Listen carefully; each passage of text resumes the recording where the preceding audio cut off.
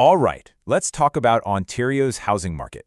If you're a first-time homebuyer and you're thinking about making a move in 2026, you are in exactly the right place. It can all feel pretty overwhelming, I know, but we're going to break it all down, piece by piece, so you know what to expect and, more importantly, how to get ready. Let's dive in. This is the big one, isn't it? The million-dollar question, sometimes literally. After years of crazy competition and prices that just kept climbing, you're probably wondering, is 2026 finally my year? Well, let's find out. So, how are we going to figure this out? We're going to use this guide as our roadmap. It covers pretty much everything, from the big picture market outlook all the way down to your personal game plan. Let's start at the top and see what the forecast says. Okay, first things first, what are the experts actually predicting for the market in 2026? You know, the general vibe. This really sets the stage for everything else we're going to talk about. And right off the bat, here's the headline. We're expecting a more balanced market. Now, if you've been sitting on the sidelines feeling frustrated, that phrase should be music to your ears. It really signals a shift away from that intense seller-takes-all frenzy that we've seen for a while. So what does balanced actually mean for you, the person who's trying to buy a home? It's not just some buzzword. It means you'll have more homes to choose from. It means less of that crazy pressure from insane bidding wars. And maybe most importantly, it means you'll actually have some room to negotiate. Imagine that. And now, the part everyone really wants to know about. What's the deal with prices? Well, the prediction is that prices are going to stabilize, or maybe even soften a little.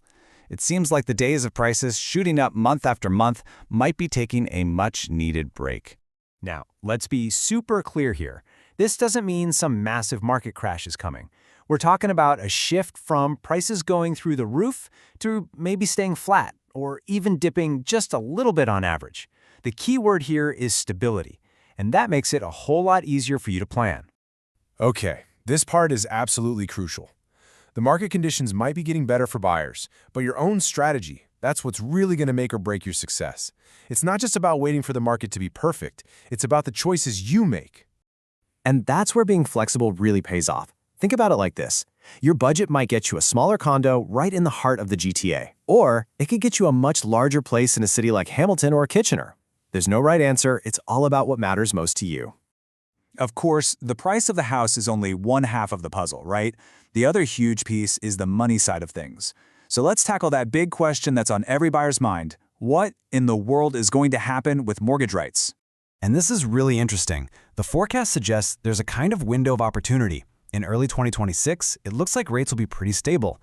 But later in the year, that's when we might start to see some upward pressure again. So your timing within the year could actually make a big difference.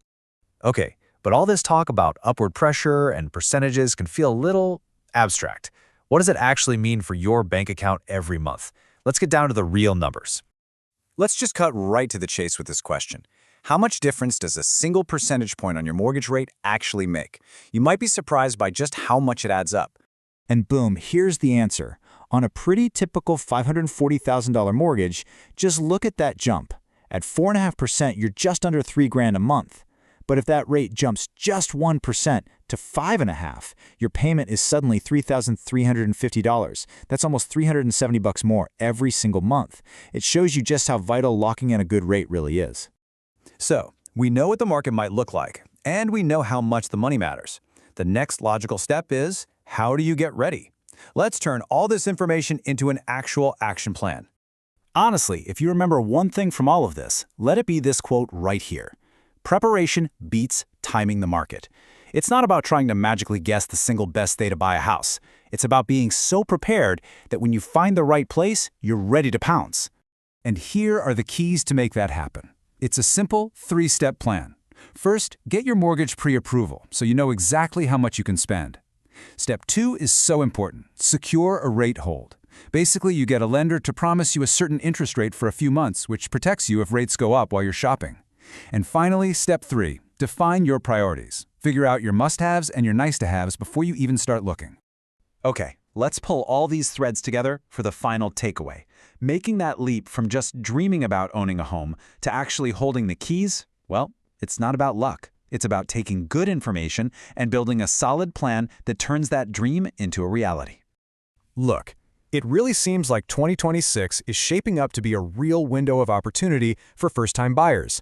We've gone through the forecast, we've looked at the numbers, and we've laid out the strategy. The game plan is right there. So, the only question left is, are you ready for it?